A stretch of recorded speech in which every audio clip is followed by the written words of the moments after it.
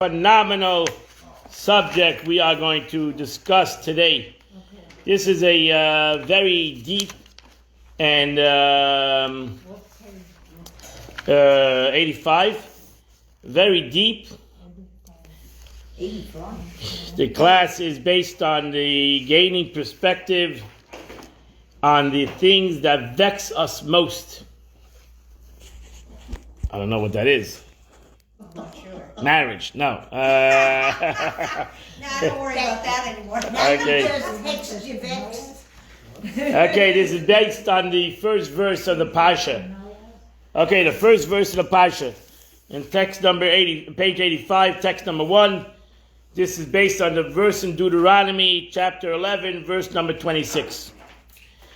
Moshe Rabbeinu says, Re'ei anochi nosen lefnechem hayom bracha klala. Behold, I set before to you today a blessing and a curse. So it's a wonderful verse, but this verse automatically begs explanation, right? Yeah. Why is there such a thing as a blessing and a curse? Why is there such a thing as a curse? That's right. We don't want to. What is such a thing as a curse? Why do we need the aspect of curses in the Torah? Why does it need to be the concept of negativity in the Torah? Why do we need a roller coasting life? Why do the righteous suffer and the wicked prosper? This is the long question of the century of life. It's a question by Moshe Rabbeinu, by Avraham Avinu. It's a question that goes till today. We're not going to answer the question because we're all going to leave Sabi with this question ultimately because we're going to still struggle with it. But that the Torah writes it, that it means that the Torah wants you to think about it. Okay? Torah wants you to think about it. That the Eibishter wanted, he says it openly in a very interesting way. Re'ei, you're to see. It's a very interesting thing to be able to say to see. That's what does it mean? Like to see. I want you to see that I've given you today a blessing and a curse. I want you to see both of these answers. I want you to be able to see with your riyah. The Gemara says no comparison hearing something and seeing something. Why? Because when a person sees it, when I hear about evil or I hear about what. So in essence, philosophy is hearing, and we can philosophize today till never ending. The Torah wants you, and wants you to see it. See it. That means more than just hearing about the concept and talking in a philosophical terms, but actually to be able to see the concept of a bracha and the concept of a klala. So here, that's why this class, again, you might end off with still the question. The question is never going to go away, and nobody should be challenged with any kind of tzaddis and curses in life. But the Torah wants us, in essence, Moshe Rabbeinu, the Torah wants us to I want you to try to see something in these two things. Even though that might not answer all your questions, you might not be happy totally with the outcome, but there needs to be a concept of riyah. There needs to be a concept of seeing. Yeah, understand? So this is a very, this is a mind struggling class a little bit to be able to get a perspective, a Torah perspective on this concept. So, how do you translate this verse in general? There's many translations to this verse. The earliest translation of the verse is we have the Targum. The Targum was the earliest translation of the verse. We have the Targum Onkelos. In every Chumash, right? In every Chumash, you open the Chumash, you have in the side of it, right? Targum Onkelos. Onkelos was the nephew of the Caesar. It's the whole story in the Gemara. Targum Onkelos. He is in Aramaic, so he's a Targum. He gives you the not the English translation, but the Aramaic translation. So this is the first, Onkelos was the first, even before Rashi, right? Rashi is interpreted. Before Rashi? Onkelos is times of the base, the times of after the times of the first base of Mikdash. This is thousands of years old. This translation. Onkelos. Is a convert. Who's a convert? Correct. Before that, actually, there's a Targum Yonason. There's a Targum which was also called the Targum of Yerushalmi. There was another translation. It's called Targum Yonason. Yonason ben Uziel. And it's also called in different places Targum Yerushalmi, the Targum of the Jerusalem Targum. So there are these two translations. Now the Targum is not just word. If you know the Targum, even Targum Onkelos, it's not word for word translation. That's why the Targum gives you explanation. It's not a word for word translation. It's actually in interpretation. The Targum is an interpretation to the verse. That's why Rashi, when he wants to explain the verse, he says it many times. If you listen to the Chitas cinema, you'll see that Rashi mentions the Targum many times. Because Rashi, in giving explanation to the verse, to the first place he's going to go to in interpretation of the verse, he's going to go to the Targum. He's going to go to these two Targum. There's Targum Onkelos or Targum Yonason. He's going to go to these two Targums to give the meaning, the meaning of the verse, not the exact translation. So Targum Onkelos, text number 2, Targum Shel Torah, Onkelos Hager Omer, the Aramaic translation of the Torah, was composed by Onkelos the convert, based on the teachings of Rabbi Lezer of Yeshua. The Aramaic translation of the prophets was composed by Yonason ben Uziel, based on the tradition going back to Chagi Zechariah Malachi. So this is before. This is Chagi Zechariah Malachi. That's in the time of the first temple. What was his name? Yonason ben Uziel. He's buried in Israel, was it? That's where you. Yeah, sure. Correct. Right, correct. He's a famous guy. I would say okay. I got that. You can disagree. He's a famous Targum Yonason. So he's not on the side of the Chumash. This is Onkelos. Right. It's a little bit later translation. But Yonason ben Uziel, he was the original translation of the Chumash. The original translation. Again, the original translation means because most people didn't know Hebrew even. There was a time that people forgot Hebrew. What do you think Onkelos? Targum Onkelos, because they forgot it Hebrew, and they almost forgot the meaning of the verse. So they knew the verse, but they didn't know Hebrew, like you have English translation. Right. Yeah. So they had Targum. That's what it used to be years ago, many years ago. They used to actually read a verse in the Torah. The Baal Korah would read a verse, and somebody else would translate it. Targum. He would say the verse in Targum, so the people understand what he's talking about. We don't do that today. Because you have in front of you have a chumash. Those days they didn't have chumashim, so you heard the Baal Korah. So the Baal Korah was reading, nobody knew what he was talking about. So therefore they had a Targum, the guy who translated the verse by verse. To later took much longer. Today we have a chumash. You can follow the chumash in English, and you'll understand the meaning. Yeah. Rabbi, could you compare the Aramaic to the Yiddish of? No. No. Oh, you mean yeah. They didn't know Hebrew, so they Correct. didn't know It spoke Aramaic. Like it's like the Yiddish of the day. Right. So when Yonason ben Uziel wrote his translation, Israel quaked. The Gemara says when he wrote a translation, the first guy who wrote a translation on the Chumash. This was not Parsha. This was a big thing that Yonason ben Uziel wrote a translation on the Chumash. It says that there was an earthquake in Israel from the era of 400 Parshas to 400 Parshas, and divine voice emerges. Who is this who revealed my secrets to mankind?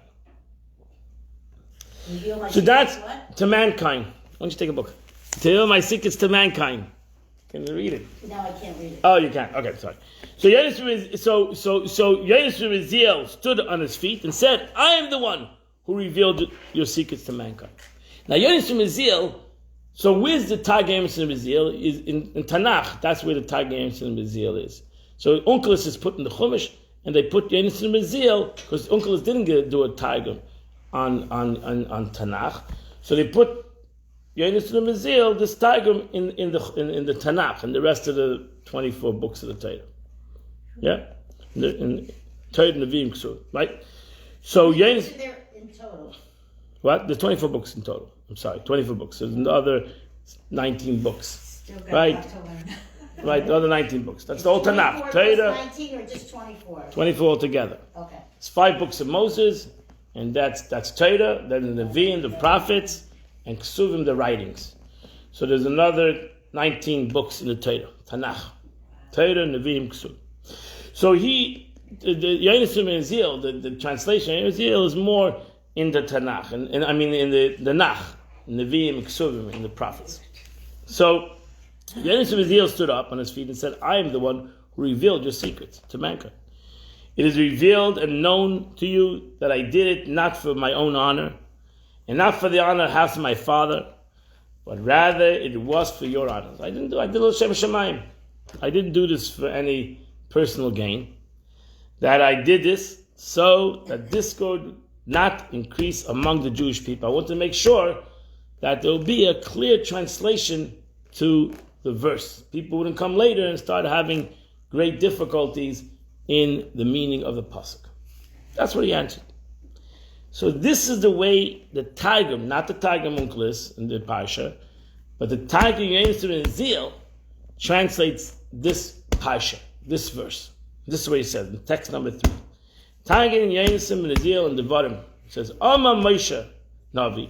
Moshe the prophet said, Behold, I have this day set to you, in order before you, a blessing and an exchange. So he changes the word klala. He translated at a exchange. Exchange. And a blessing and exchange. That's his translation. That's Targum Yonasan ben Azil. So, Moshe. what is the meaning? What? Moshe ben Moshe, whose brother is Aaron and Miriam. Yeah, no, he's translating the verse. But you The said Eya Nechi Neisam, he's translating this verse. Moshe the prophet. The pasuk in the Torah, Moshe Rabbeinu. Okay, He's translating the verse. Oh, you weren't in the beginning. The Eya Nechi Neisam Lefnechem, that's 85. Page 85, the first text. So he's translating that verse. Today, behold, I've given you a blessing and a curse. He changes the word from curse to exchange.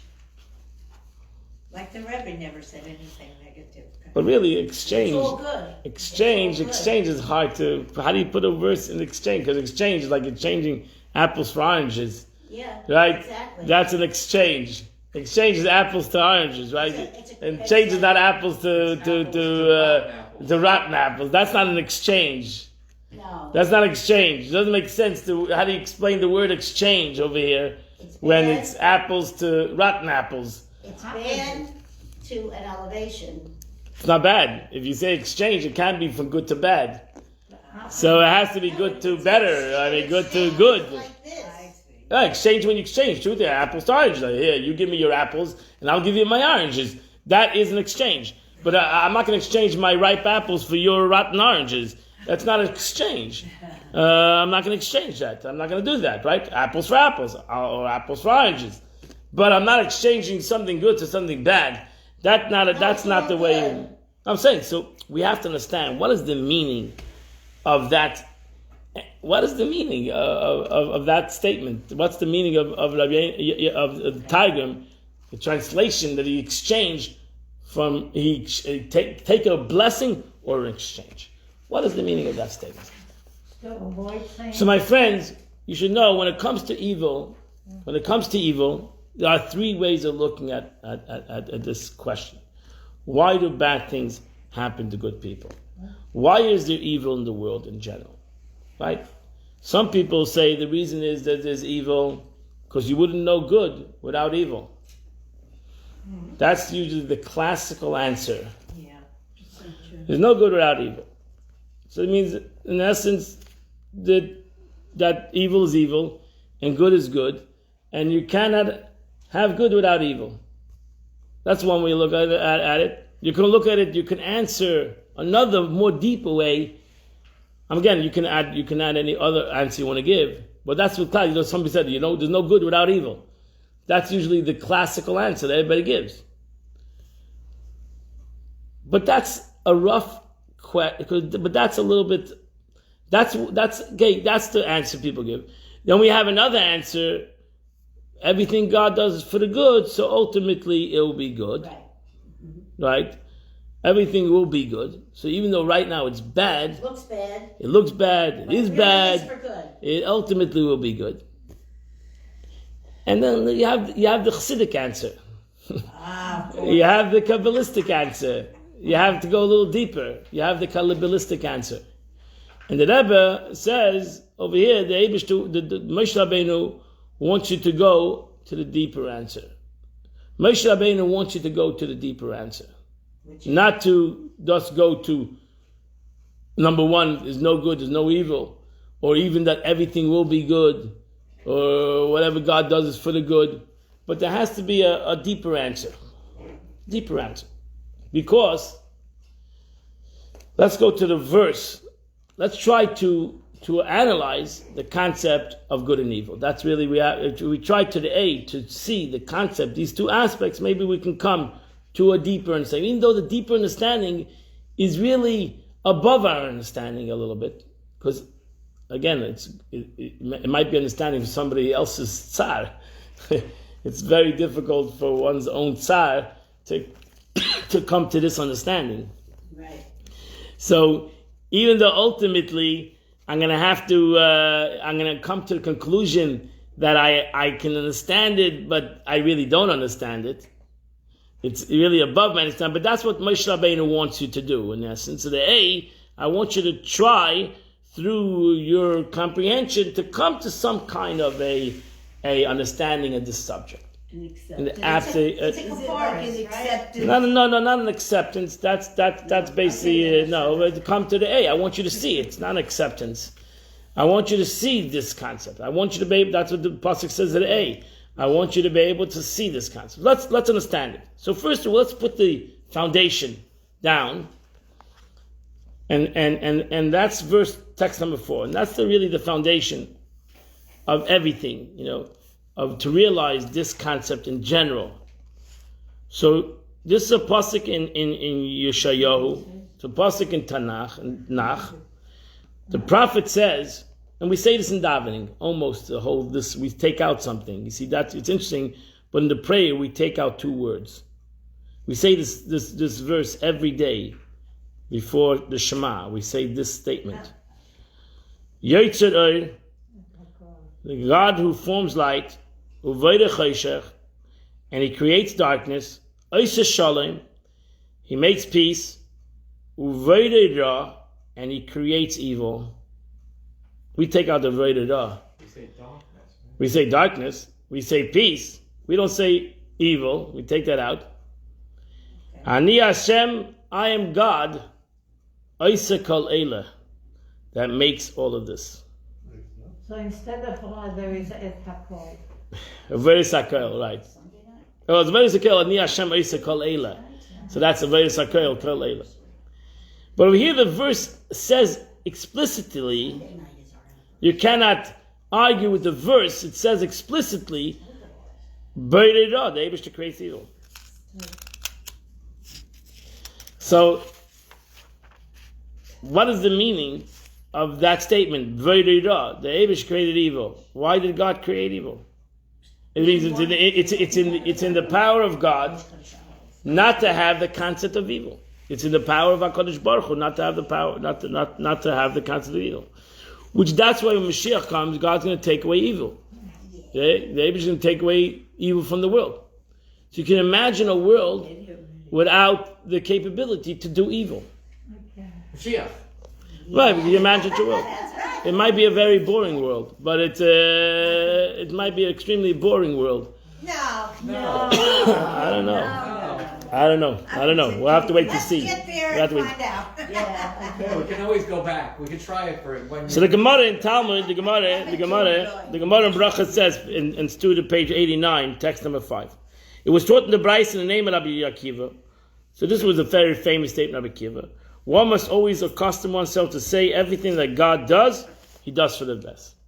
Like this sentence that Rabbi Akiva was walking along the road and came to a certain city. He inquired about the lodging that they did not give him anyway. He said everything that God does, He does for the best. He went and slept in the field. He had with him a rooster and a donkey and a candle. A gust of wind came, extinguished the candle. A cat came and ate the rooster. A lion came and ate the donkey. Right? So he was left nothing. Everything, and he said, everything that God does, He does for the best. That night, an army came and took the city into captivity. And he said, look at that, the Abishah saved me. They didn't want to give me a lodging. The Abishah God didn't want that the army should see the light.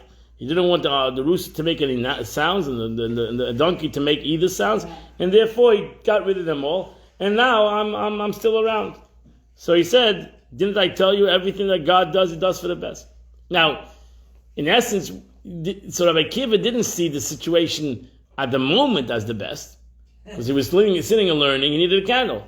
He was sitting and learning. Now suddenly he didn't have a candle. He was sitting. He needed a rooster to wake him up in the morning. Now he lost his alarm clock. He had a donkey to be able to travel. He doesn't have it anymore. So there was must have been a frustrating moments in his life that these things were taken away from him. Nobody wants to lose his candle, lose his rooster, and lose his donkey. On the contrary, the lion could have eaten him. All right, but the problem is the lion ate his donkey. Now he has to walk, so he's lost his means of travel. Right? We all get frustrated when we have a flat tire. So now we've lost the means of our transportation. So he said. So that's where the statement comes that everything that God does is for the best. Right? Ultimately, we'll see the good in it. And what's called in America, you might call tough love. Tough love is that not everything is easy. Things that are good come the hard way, and nothing good comes easy. And you have to just hang in there, and you're going to see ultimately that everything is going to be good. Even though right now you're mutching zich, and you're unhappy, and you're kvetching, but don't worry, hang in there. You're gonna make it through, and you're gonna be better.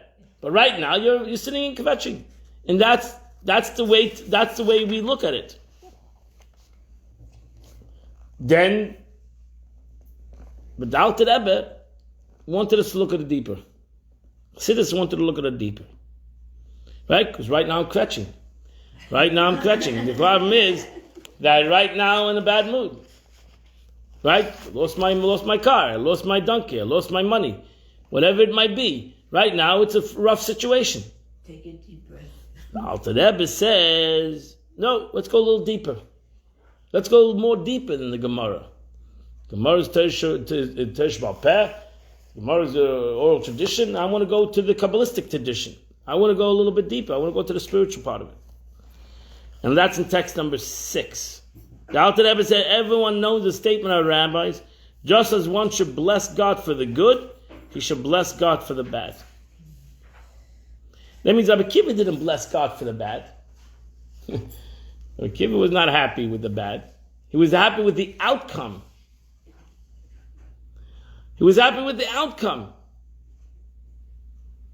That is not blessing God for the bad. Really, we could have had the outcome without the bad.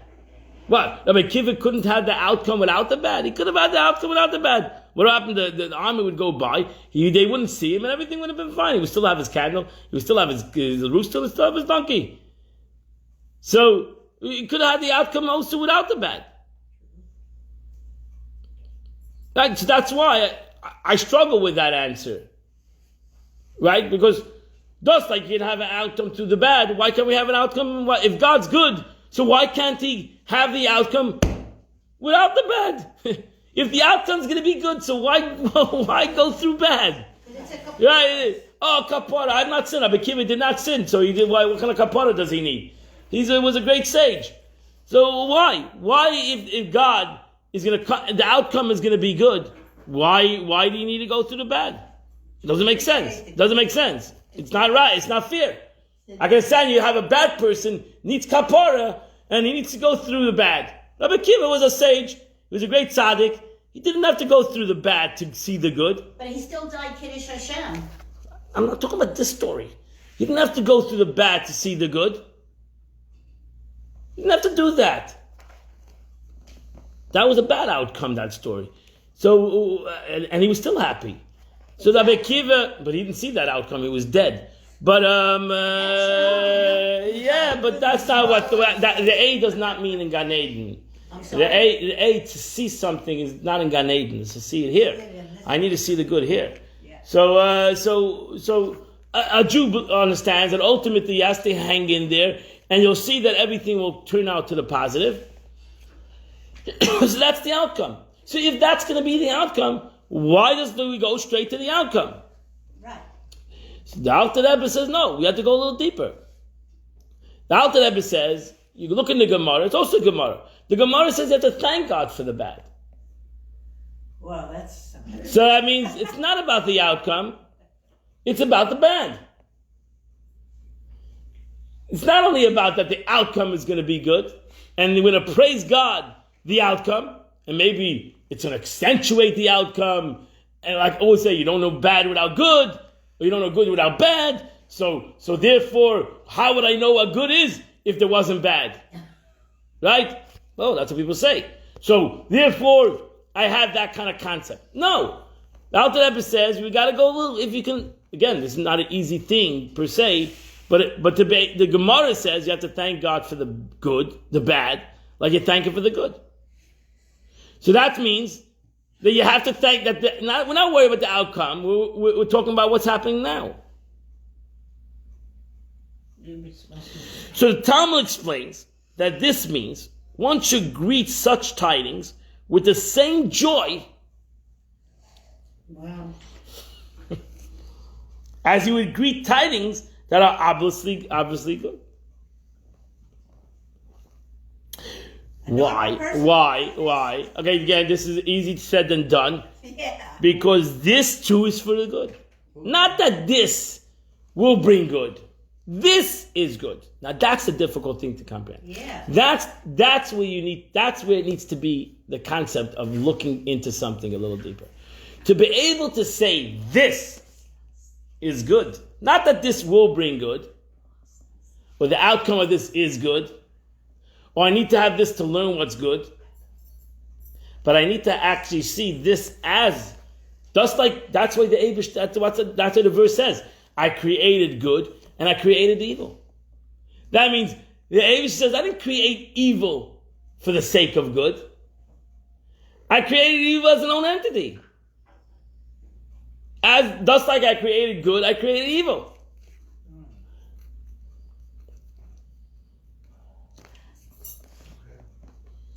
So let's just finish the paragraph of the Alter Rebbe.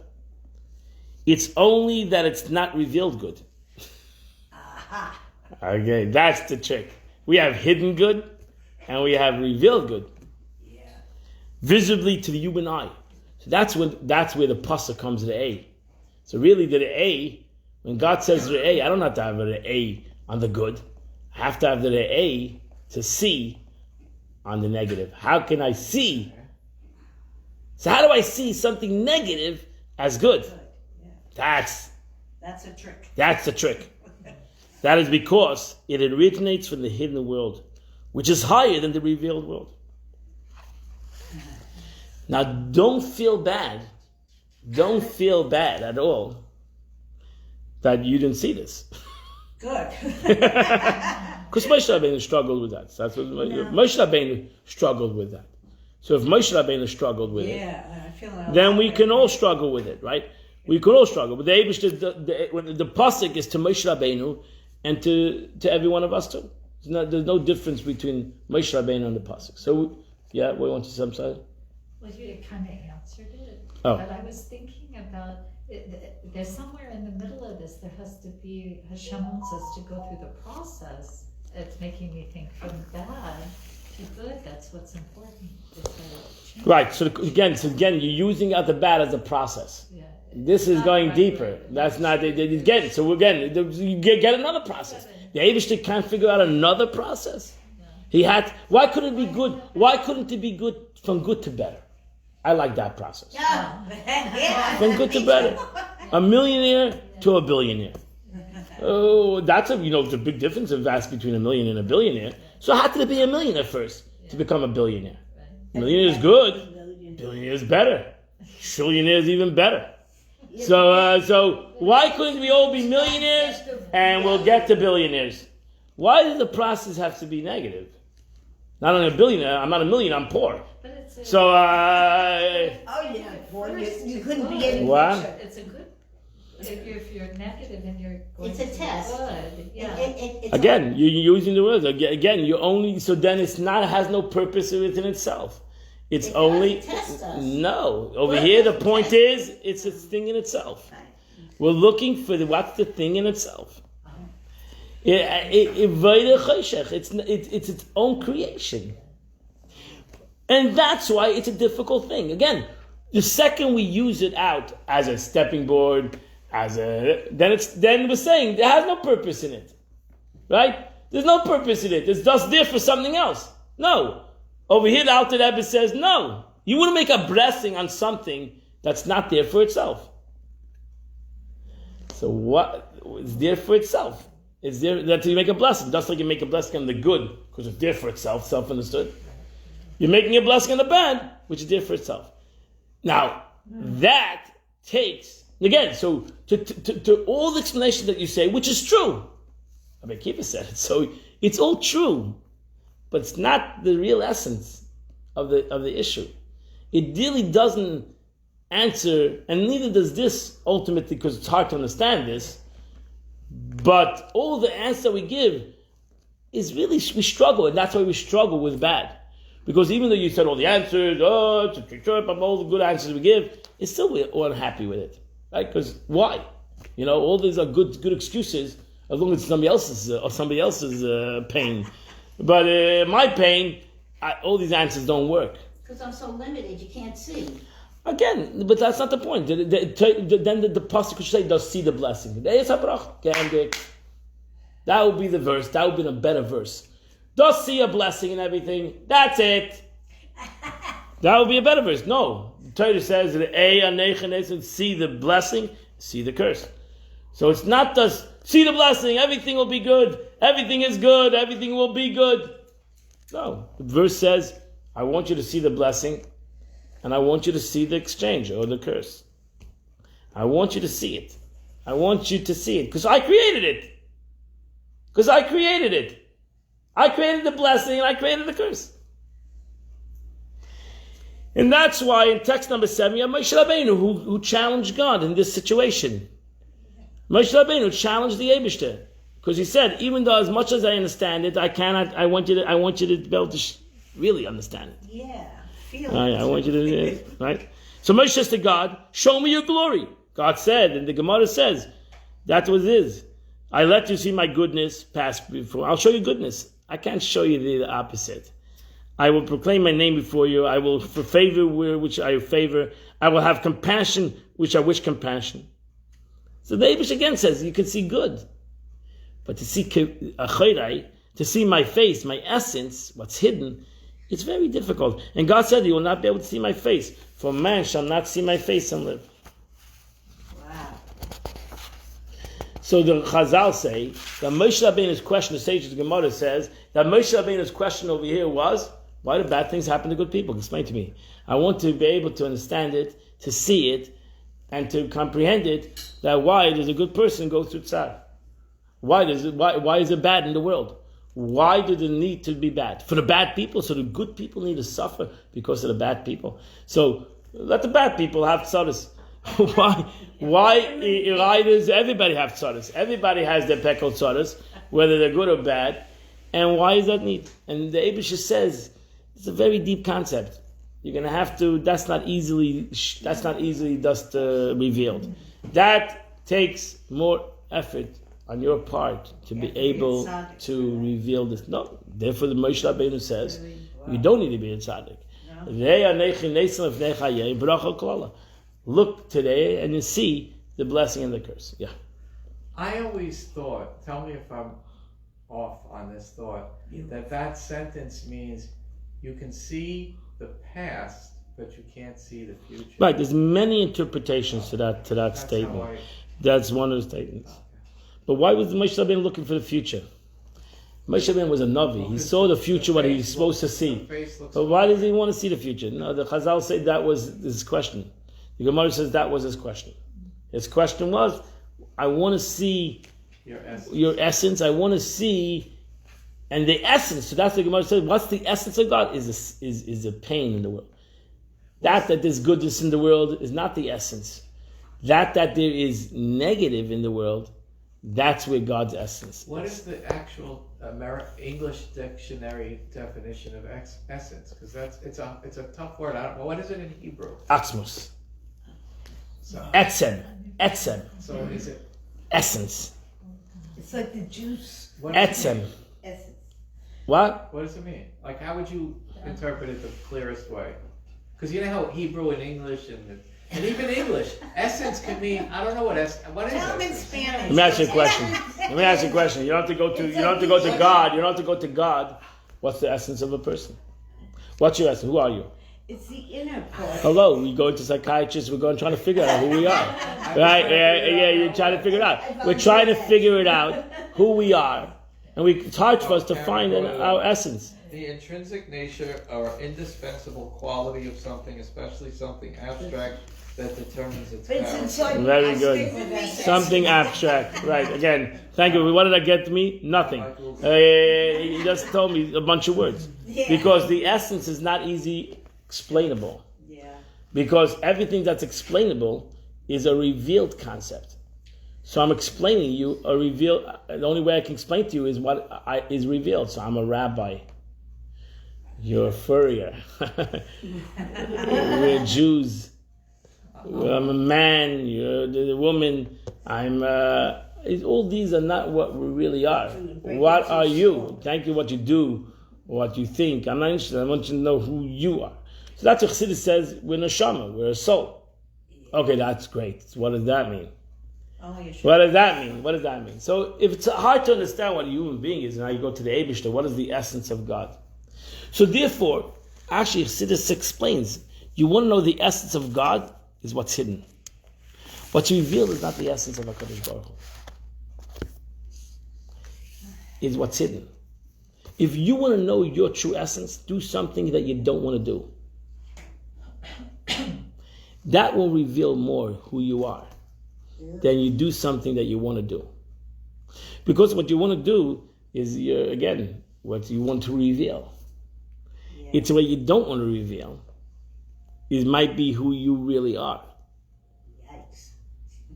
That's kind of scary. I'm wide open.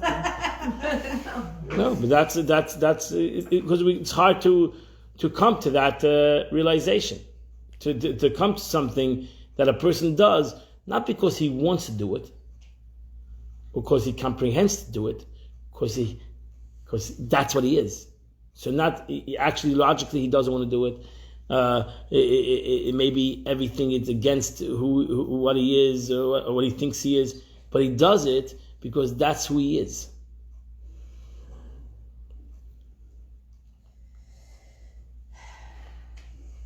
Rabbi, Yeah. you say Hashem Elokeinu. We're called upon to think this is the essence of Hashem, and since the Shema is speaking in absolutes, it's everything. It's everything there is, animate, inanimate. I always say, but God's name is already a name. So even God's name, the Tetragram, Hashem Elokeinu, Yud Kei Vav Kei, is still a name. That's why I always say you have Ata is really the essence, you. Baruch Ata, blessed are you. Who is you? Hashem Elokeinu. Baruch Ata Hashem Elokeinu. So you say Ata, you. I mean, who's Hashem Elokeinu? That's a name already. Ata is you. That's essence. You. You meaning Hashem. Right, but I have no name to it. I don't know what the name is. Right? You. I don't have a name. Then you say God's name. Hashem Elokeinu. The two names of God. So then you say Hashem, in every blessing you say Baruch Atah Hashem Elokeinu. So you say Yud Kei Vav Kei, which is the tetragram, which is the infinity, God's name. But Ata is higher than infinity. Ata, because infinity already is not finite. So already infinity has a limitation. You lost me on that. I know. Yeah. Well, something that's infinite is not I'm finite. in the clouds. When you say something's infinite, not finite, then it's a limitation on the infinity. It's go get you. So you have Ata. That's why God, in His essence, is no infinity and finite. They're both the same to Him. And that's the essence. But there is no limitation. There is no limitation. Right. But after you say there's no limitation, already is a limitation.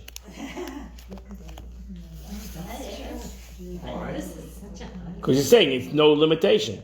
Now you're saying that there's no limitation to it. And that's a limitation? That's a limitation. Because it's not limited. There's no limitation, so that means it's not limited. Yeah, there's no limitation. That means it's not limited.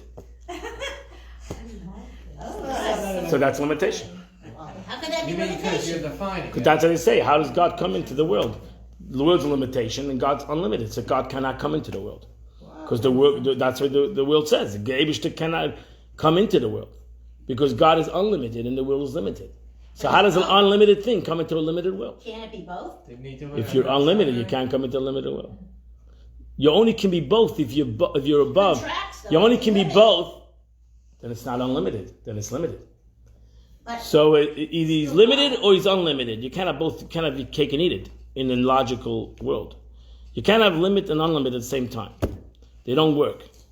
The only way you can have unlimited and limited at the same time is you have something that's greater than limit and unlimited. And that's God. God is not limited. He's not unlimited. He's God. He's not in the comprehension of limit. He's not in the comprehension of unlimited. These are all names. These are all expressions. These are all limitations. God is God. Yes. And therefore he's in the limited and the unlimited at the same time. That makes sense, though. It doesn't make sense. makes sense to me. Beautiful. As long as it makes sense to you. Okay. So this is a long text. It's supposed to be a nice poem. This is a Hasidic poet, Yeshua November. He's still alive, so I'm gonna mess up this poem. But ready? Everybody want to read it? If I were, you want to read it? Okay, but they're not gonna hear it on Facebook. That's the problem. You want to come up here and read it? Oh, sure. Okay. Oh, you mean on Facebook? Am I dressed Yeah, well, no, people will hear it later. Am I dressed okay? Text number 8. Nobody's there right now. Should I read the whole thing? Yeah. Oh, okay. She do. If I wear an ice suit, I can fly beneath the sunset and not burn my sunset. From the back of the van as we drove over the bridge, beneath the pink sky. And if I wear an ice suit, I thought, perhaps I will finish my days without roasting in the oven of what one human does to another, or the furnace of what God does to man. Once in Shul, I sat across from a rabbi who spoke of his suffering. He said, I don't have feet to stand on to complain, but I remember standing in a room. 30 years ago, the Rebbe raising his voice to call God to task.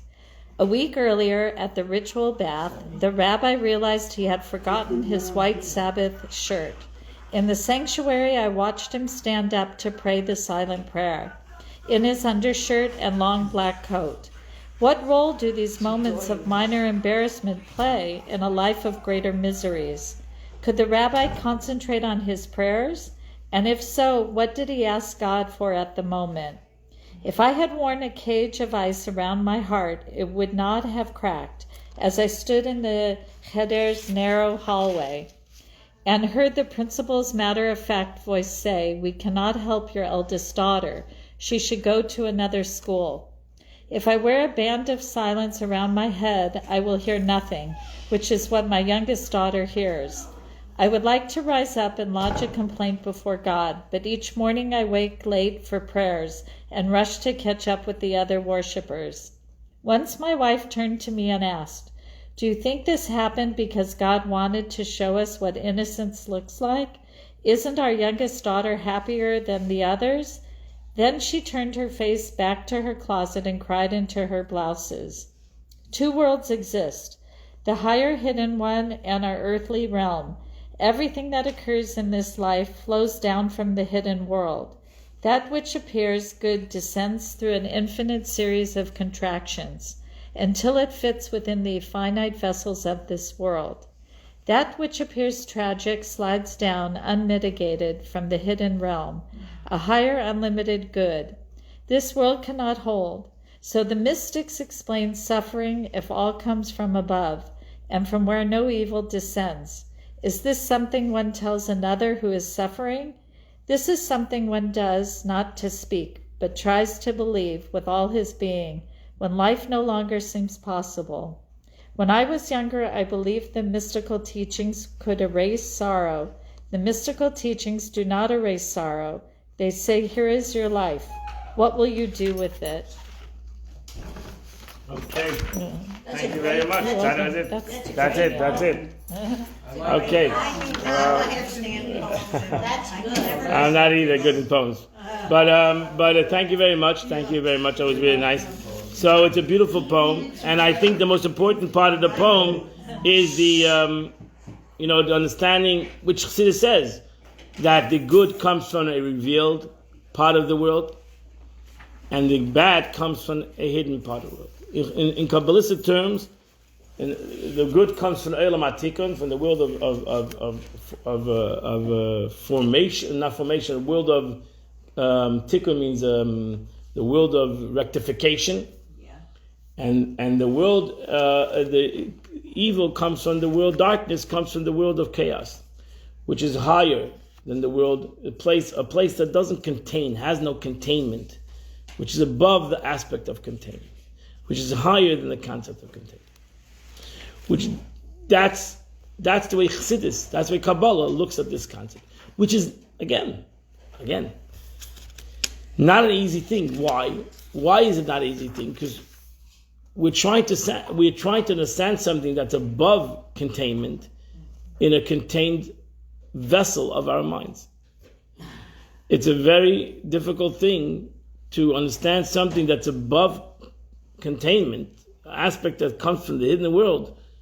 And I said this, I believe the Rebbe's father said, we wish each other now and throughout the next until after the next 2 months, that we should all have a ksiv chsima tova, shana tova mesukah. We should be written and signed for a happy and sweet year. Do we say it now? Yeah. From the 15th of the month. Oh, I didn't. We say this. And why do we say a good and sweet year? Why not a good year? Why not a sweet year? Why is it double, good and sweet?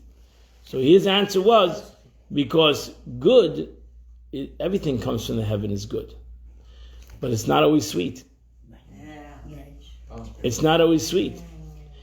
And that's why we're not looking for good, does good. We're looking that it should also be sweet. A good and sweet. Shana Tova Umesuka. A good, but also a sweet year. And that's why as we come to, not this month, but come to Tishrei, we double the aspect of sweetness in a physical way, right? We dip our challah in honey, apple and honey by Chabad. We don't eat anything bitter. No chrein till the whole yontiv, till after Sukkot. We don't eat, till Shana Rab. We don't eat anything bitter. Nothing that is harsh. Why? Because we want to be blessed. Not just with a good year. We all believe in the good. But we don't want the good to be hidden. We want it to be revealed. The sweetness should be revealed. Right. So, Chassidus says, again, that the Eibishter wanted, Alter Rebbe says that the not to see that the good that comes from the bad, but actually to see something in the bad. To see something in the bad. To be able to see in this bad something good. That's really the mitzvah. And that's why Yonis from Ezil translates it that way. That's why he changed it. And he says, see the blessing and the exchange. It is apples for apples. It might be apples for diamonds. It might be actually better. Right? It might be actually better. See the difference between the apple the steak. You understand? In essence, if you can understand this, then the exchange is even better. Exactly. Isn't that what Kaparas is? No, kaparas is the forgiveness. I'm not looking for forgiveness. I'm looking for the aspect of that the evil has something good in it. Again, I'm looking for that the evil is good. The good is the exchange.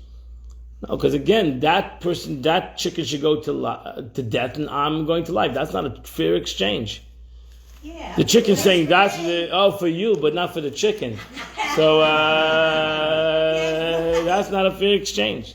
That's not a fair exchange. Exchange means that they're equal, or even better. Even better. Even better. Yeah. Right? Not the chicken goes to death. That's why I'm supposed to feel like I'm going to death when the chicken goes to death. Okay, but no problem. I'm not here to argue with you on the word exchange. This is my exchange. What about reincarnation? Does that come into Oh, this? I don't know. No. Now we're getting too deep. No, I don't know. Everything is interconnected in Judaism, but Don't reincarnate into a chicken. that's it. No, I don't want my son. People have to do, when they come in, we come in with things that we did bad in the past, and the bad in here kind of elevates us, and we get our punishment here. So not I have to later. suffer because somebody else is tzaddis? No, us. I got my own tzaddis. I got to suffer somebody else's tzaddis? Not someone Or else. somebody Our else is own. going to have to suffer for my tzaddis? No, our own. I'm gonna be reincarnated in somebody else, so he has to now have pain. So that's why we pray to know God should forgive me, and nobody should suffer me, not in this incarnation, not in another incarnation. I don't want anybody to suffer, not for the past, not for the future. They should forgive me, and nobody should have to come reincarnated into another person, so that now they has to fix me. He has his own headaches. Why does he need to fix me? So let's continue. Text number 9. This is the Rambam, Maimonides. Following principle is fundamental, a virtual pillar upon which the entire Torah and mitzvahs rest. The verse says, "Behold, I set for you today life, good and evil." The Rambam brings down this verse. Similar verse says, "Behold, I set before you today the blessing and a curse," implying that the choice is in your hands. Is that interesting? There's a choice. What is the meaning that there's a choice? No choice. Choice. Walk in the street or jump in the fire. That's a choice. It doesn't make any sense. Walk. You want to go. You can walk. You go in the normal street, or you can walk through the river. I mean, it doesn't make sense. What does it mean? What is the meaning of the choice? It's not your choices. It's not the choice. So so that means the person, that means that even the Rambam says in essence, look what it says. So that means that the Rambam says that we see good and evil as a choice. When you say something is a choice, then something is equal. That's a choice. If something's not equal, then it's not a choice. That's why the Rambam writes that really free choice in humanity is very difficult if you want to really think about what free choice is really. Because most of us choose things not because we have two things that are equal in front of us. We choose things because that's the way we were brought up, or we think that's the best way.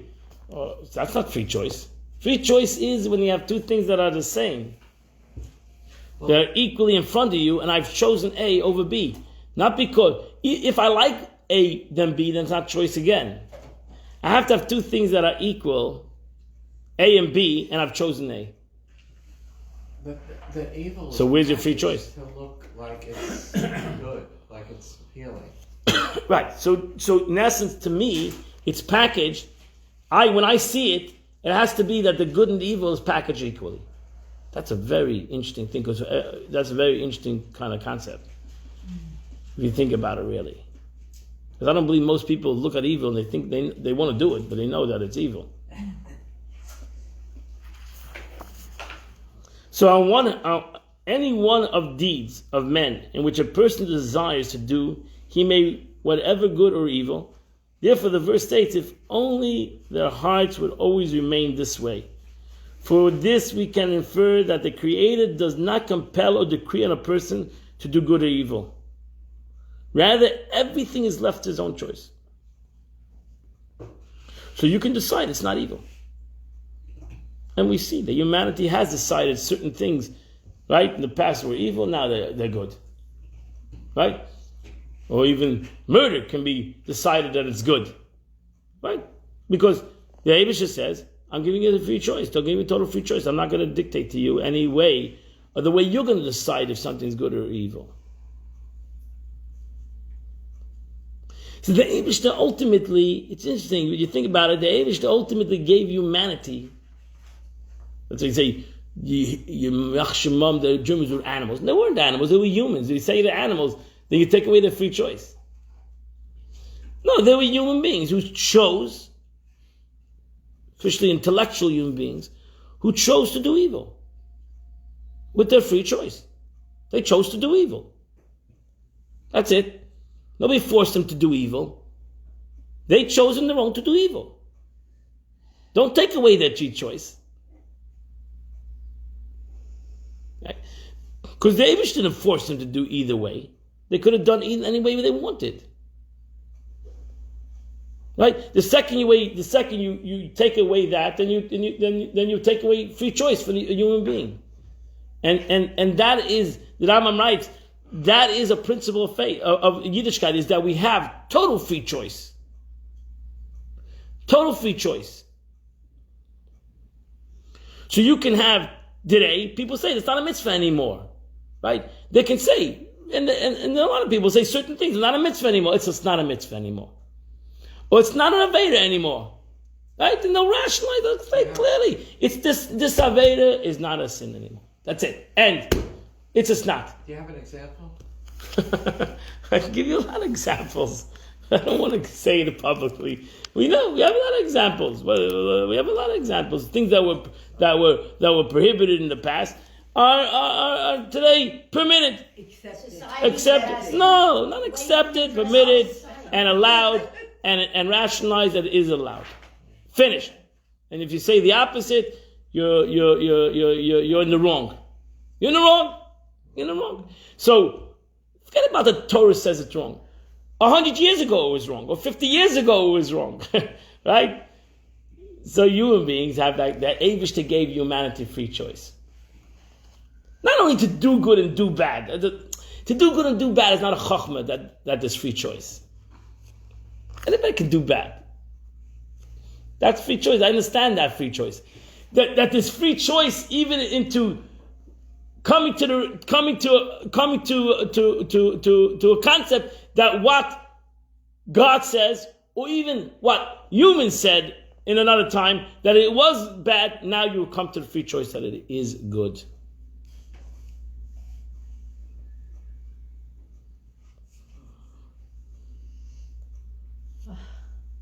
Right? That's really the power of free choice. That is unbelievable that the Eibishter gave in humanity, in humans, this capability of free choice. So that's coming to understand the aspect of evil. So we have come to understand the aspect of evil in a negative way that is good. Right? A lot of things that the Torah says is not good. We've come to through rationality, through our own. We've come to say that it is good. It's a positive thing. It's a good thing.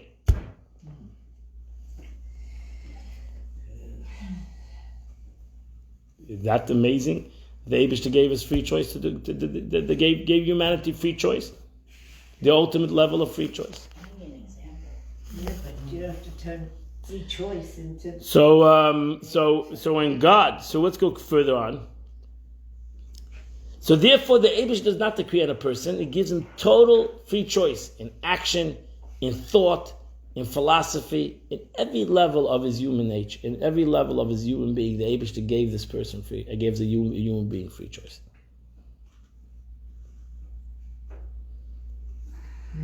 Were God to decree on an individual, righteous or wicked, to bestow a quality that naturally draws a person to any particular path, if God would say, you know what, I'm going to make the righteous, I'll make him more holier, I'll make him more better, I'll make him more richer, I'll make him more, then you've taken away from humanity free choice.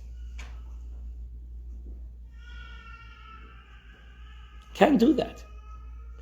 So that means the Eivishter has to have that. You have to be able to see in the good and the bad. You have to come to your own. Every person has to come to their own seeing in what is good and what is bad.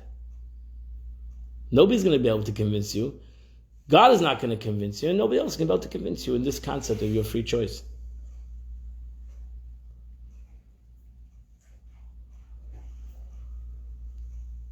Very heavy. Okay? That's the Rambam wants to explain the true aspect of free choice in this pasuk, in this verse. So the Rambam Maimonides explains that this verse is really deep concept to be able for a person to understand who he really is and what he comprehends in life and the choices he's going to make, whether they're positive or negative. So, you with me? Walking, right? It draws a person to any particular behavior, way of thinking, attributes or deeds, as imagined by many other fools who believe in astrology. Oh, this is the way I'm forced, this is the way I'm brought up, this is the way is society. No. It has nothing to do. Nothing has nothing to do with the way I'm going to think or you're going to think.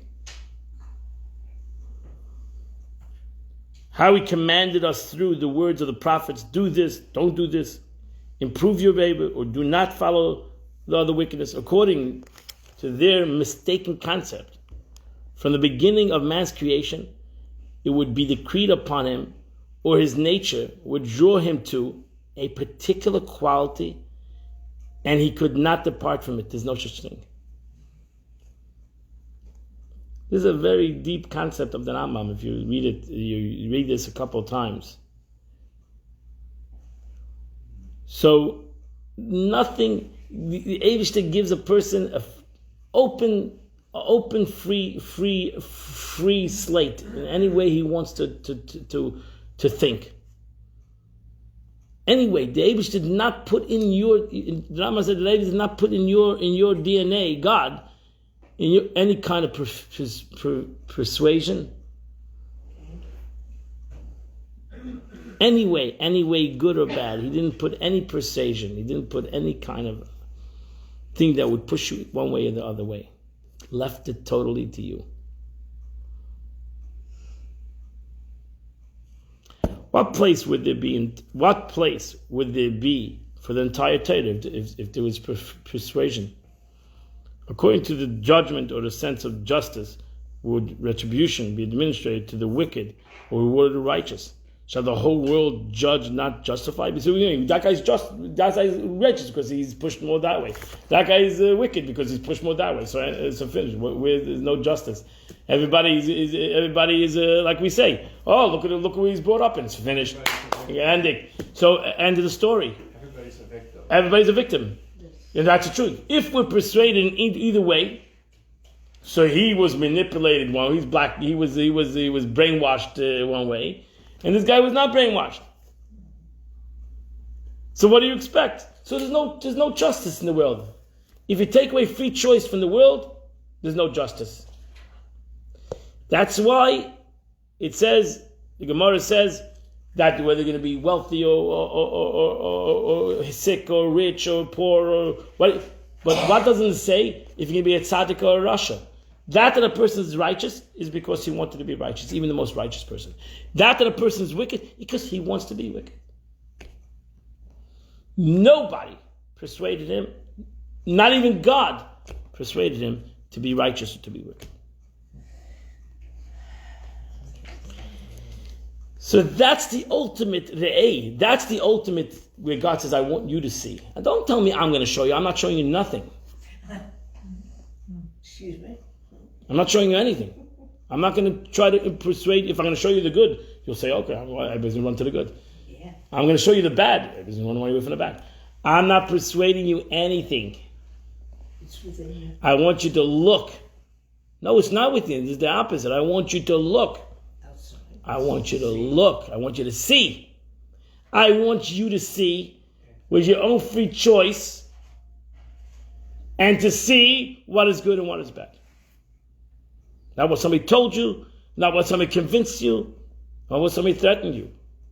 And neither am I going to threaten you, convince you, because anything that I will do will take away your free choice.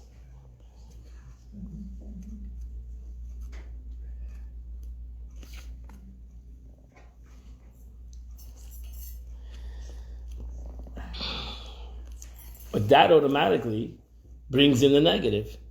If God gives us free choice, then in essence God said you can do a negative thing. I'm not going to persuade you. Right? So still Chassidus is not happy totally with the Rambam. So why does God have only good?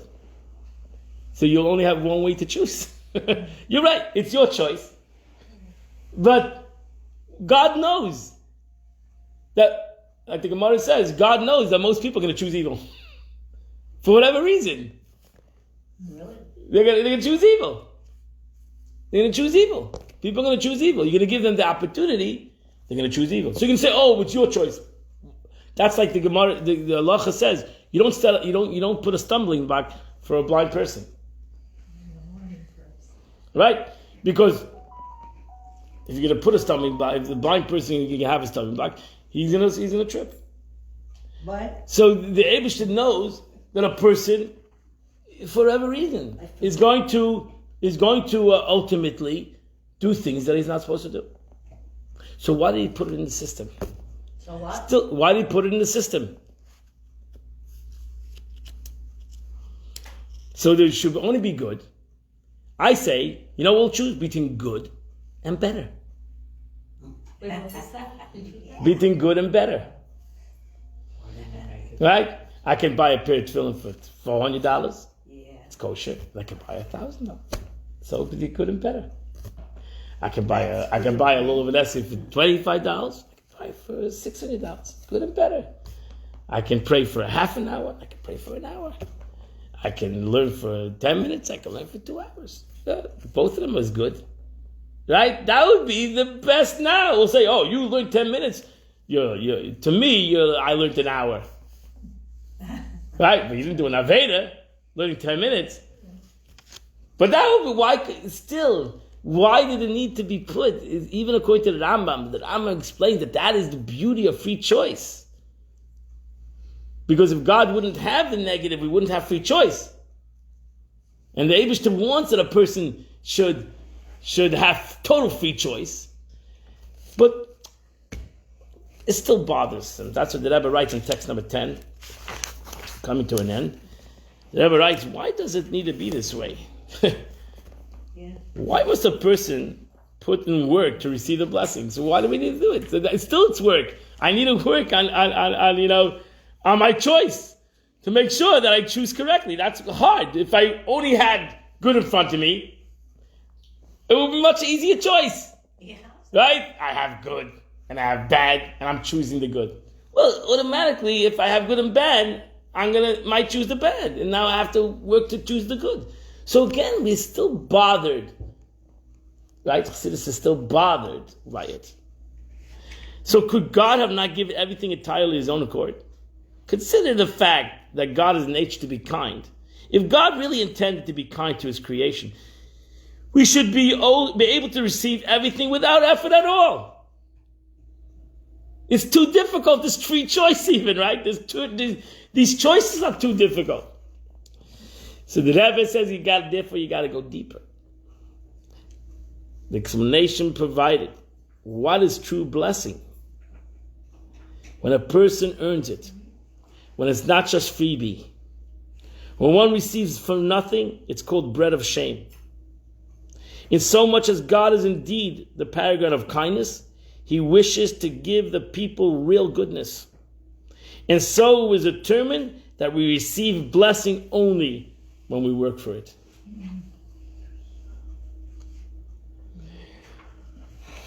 Amen. Right? So that's why the Rebbe says, the Rebbe explains the Rambam. Even the struggle of choice between good and bad is a struggle. But that's the point. The point is the struggle is good. The negative is good.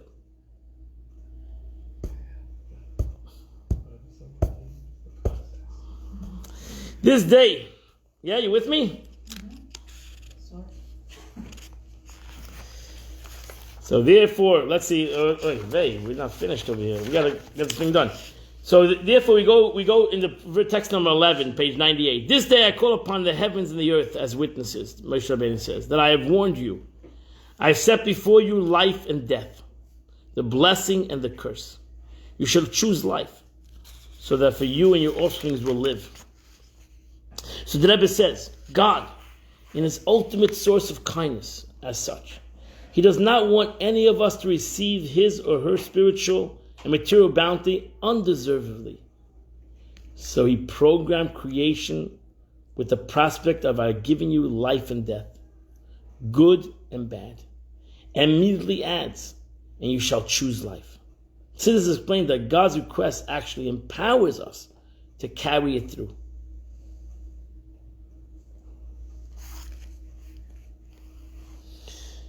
So the Abisha says, I love you, and therefore I've actually put evil in the world.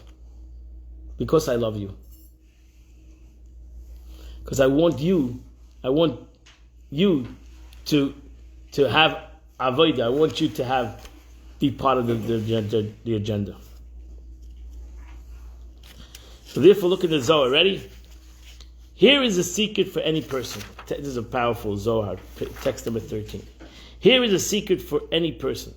Everything God does in the lower and the upper realm is all for his glory and his service. Does it then make sense that there would be a servant whose every turn opposes and antagonizes his master? God wishes that a subject remain committed to him and follow the true path as it was deserving of a requisite reward. Right? If that were the case, how then is it possible that an evil subject could come along and oppose God's will, attempting a person away from God? This is like a king who had an only son, whom he loved very much. He ordered him not to associate with an evil woman. It was this famous analogy of the harlot test the son. Whoever draw near to an evil woman is not fit to enter the king's chambers. He was his son. The son promised that he would fulfill his father's will in love. Outside the king's palace was a prostitute of beautiful appearance and form. Days passed, and the king said, I want to see if my son's committed to me. He called the prostitute and told her to seduce his son. She followed the king's son and began to hug him, kiss him, to seduce him in many different ways. If that son is upright and upholds his father's orders, he will berate her, not listen to her, and push her away. Then the father will be happy with his son and bring him into his chambers and give him gifts and great honors. Who causes a son to receive such an honor? It's not fair. The prostitute. Now, the prostitute doesn't want the son to sin. The prostitute doesn't want the son to sin because he's the prince, son of the king. But she's got to do a job. She wants to get paid. She got to do a job, right? No, not because she wants to get paid, because the king told her. She's got to do a job. She's not getting paid. The malach that is evil, that is out there to bring evil to you, he's a malach like the malach of good, right? Like we call the angel of death. The angel of death is like any other angel. He's doing God's wishes. He's doing what the Eibishter wants him to do. He wants to put a person to death. He has his own agenda. The Yetzer Hara, the evil inclination, wants a person to do evil. No. He's doing his job. His job is actually that you shouldn't do evil. His job is to entice you, but you should not do it. That's why in Yom Kippur we say, I want to ask God forgiveness that I sinned with my evil inclination. What does that mean? Because I sinned my evil inclination. My evil inclination didn't want me to sin. My evil inclination only enticed me to sin. Not that he wants me to sin. Are you with me? The prostitute doesn't want the king's son to sin. Nobody wants the king's son to sin. Not the king, not the prostitute, and not the kid himself. Because everybody realizes the outcome of if, God forbid, the kid decides to sin.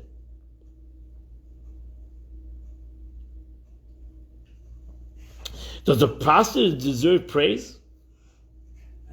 Does the prostitute deserve praise? If I ask you the question, the Zohar asked the question, should we praise the prostitute? Yes, in certain ways, because she proved the virtue of the king's son. She proved that he could control himself. She proved that he was a prince. If the prostitute didn't try to entice the kid, we would never know if he was a worthy person. So therefore we should praise, in a way we should, I don't know what to pray, but in a way we should praise so the Zohar in essence says that the negative that the Eibishter put in the world, that gives us free choice, we should realize its worth. We should realize that, yes, God put it there so that we should prove that we have choice. Because we can do the negative. Nobody's going to stop you from doing the negative. Nobody's going to condemn you from doing the negative. But it's going to prove that you could not withstand from doing the negative. That's all it's going to prove. That basically you could not withstand the challenge.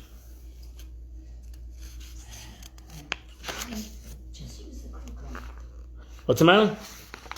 So let's end this off. Text number 14, I believe. That's the final text. Oh, we have to. It's ready? The general notion, text number 14, we're late.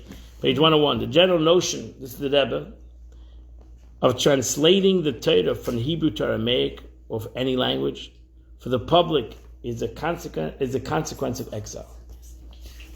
As circumstance creates a need to translate the Torah in foreign languages. Jerusalem translation rendered by Tagni Yonason is the closest to the true meaning of the text. As such, its translation of curses, namely the suffering in exile, as an exchange of blessing. Right? Because that was the beginning of the exile, Chagi, Gischai, and Malachi. That was the beginning of the exile of the Jewish people. For there are truly two sides to the same coin. Only the manner of how it's transmitted is different. But the purpose and the goal of the curse is also for the goodness and the blessing. For it brought about specifically in Aramaic translation, not in the original Hebrew. Because the original Hebrew is Kodesh, right? It's pure. And the translation of Targum Yonason is already Golus, exile kind of concept. But there, Yonason said he didn't want to say the translation of a curse should be a curse. He said it's an exchange. We do not understand Hebrew. The translations even for ordinary folk who do not understand Hebrew can also understand Torah. In this context, the true purpose of curses should be conveyed primarily to ordinary folk crushed under its heel. And what's the true translation? It's an exchange. It's an exchange. The Eibishter, the same part of the coin, depends which side. Same coin. It's the front side is the Hebrew, other side is but the same coin. So whether you're going to translate it, whether you're going to say a blessing, or it's only an exchange, because both the positive and negative will ultimately bring the outcome, which is a positive outcome. The negative itself will bring the positive outcome. So therefore we end the Sikha, the text number 15, and so much as the entire reason while evil exists is only to enable free will, essentially a favor bestowed upon us from God, so that our reward not be bread of shame. The Torah uses the language give, noisein, for it's a gift from God.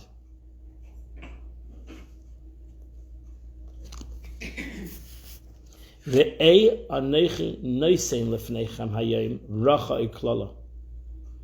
Look, today I've given you. That's a gift. I've given you a gift of a blessing, and I've also given you a gift, the negative.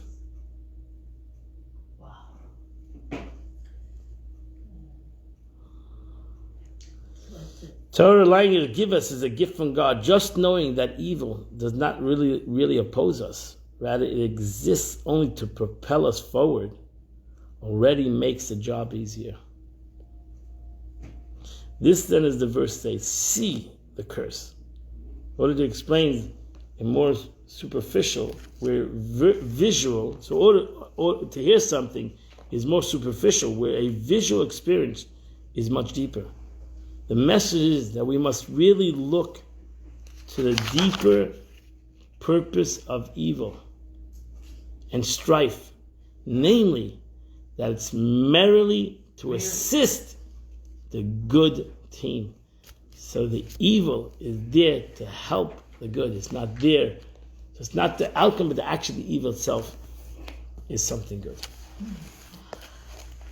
That is the end of the beautiful Sikha of the Rebbe. That is a beautiful.